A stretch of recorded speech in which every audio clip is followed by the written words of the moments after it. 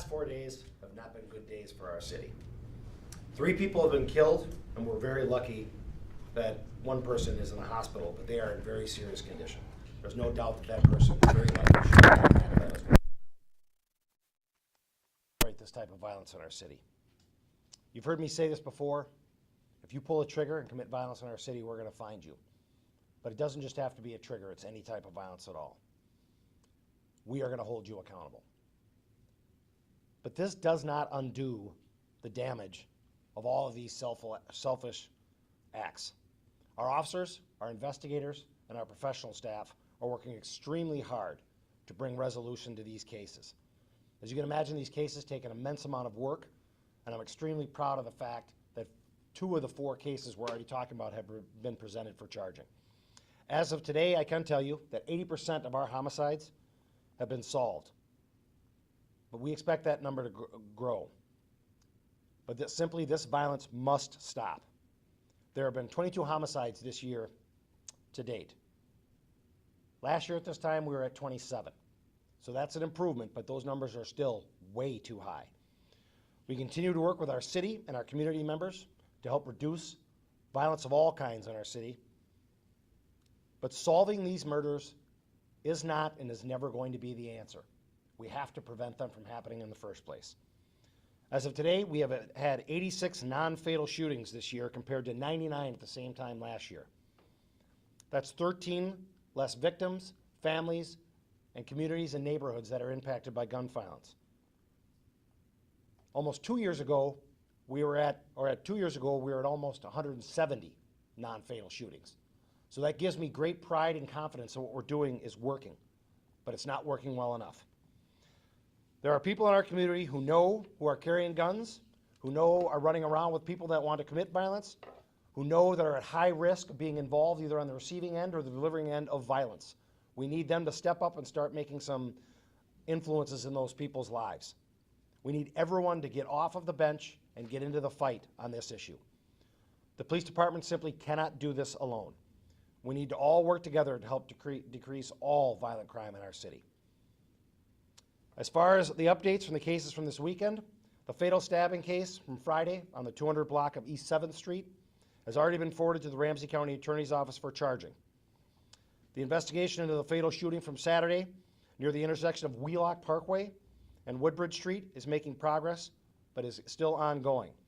The victim from the shooting at the post office on West 7th Street on Sunday is in stable condition, and that suspect was charged today with second-degree attempted murder by the Ramsey County Attorney's Office. The homicide last night near Wheelock Parkway and Jackson Street does not have any new updates. However, there are no connections between that case and the previous case on Wheelock. I have no doubt in relation to these 2 cases that are yet to be charged that we will find those responsible and we will get them charged as well.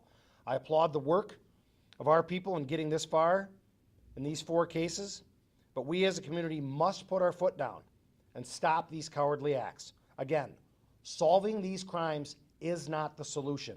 Preventing them is. Thank you very much. I'll take a few questions if you have them. Chief, are you seeing commonalities between any of these cases? I'm seeing the fact that people are using violence to solve whatever those issues are. We are seeing too many gun crimes happening in our city, and that's a commonality. I'm also seeing that it appears that we have a new generation of folks that think the right way to solve problems is by shooting people, even co-workers. And it's reprehensible, and it has to stop.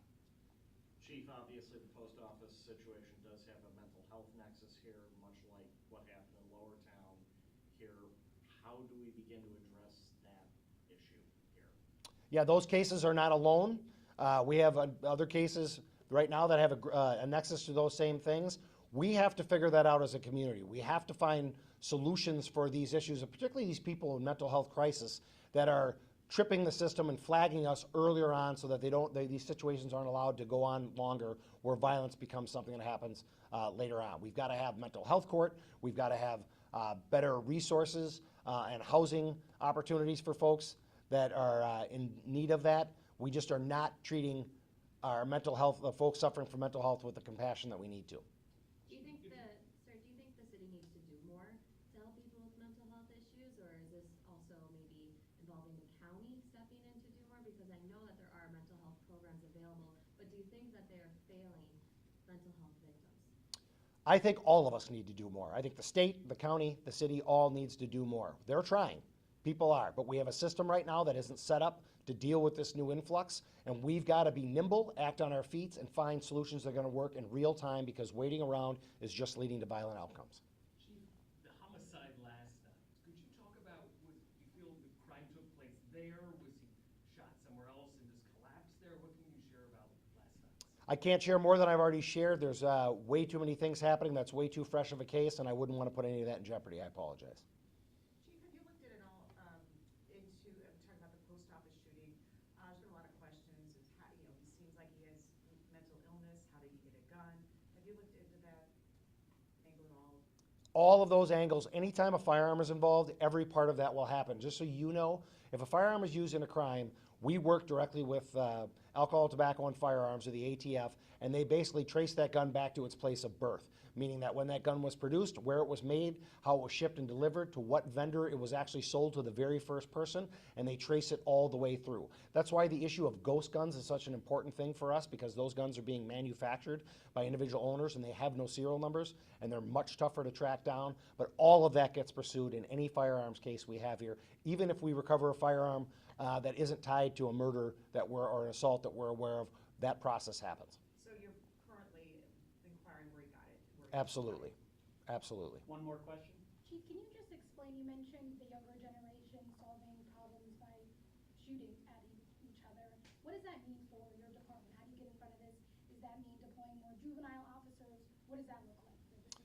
What it looks like for our department is that we're very active in working with our juvenile population. We, as you know, are not in the schools, but we have programs in our gang and gun unit and other groups that are giving kids resources and trying to be brokers of hope. Really, when I say that, I think these kids that are that desperate, that are using weapons and violence to solve problems, are hopeless. They feel hopeless about what's going on. And so we have programs we're very proud of that many of you reported on, and we're happy to talk to you about those in addition if you want to, working with kids, getting them into the trades, being mentors to young people, creating opportunities for them so they realize that whatever message they're getting that says there's a level of desperation that they have to operate in, and that violence is an answer to that, is not the right answer. It's a lie, and that everyone has an opportunity here. And St. Paul is a great city for opportunity, and that's what we have to get back to in our city. Thank you so much.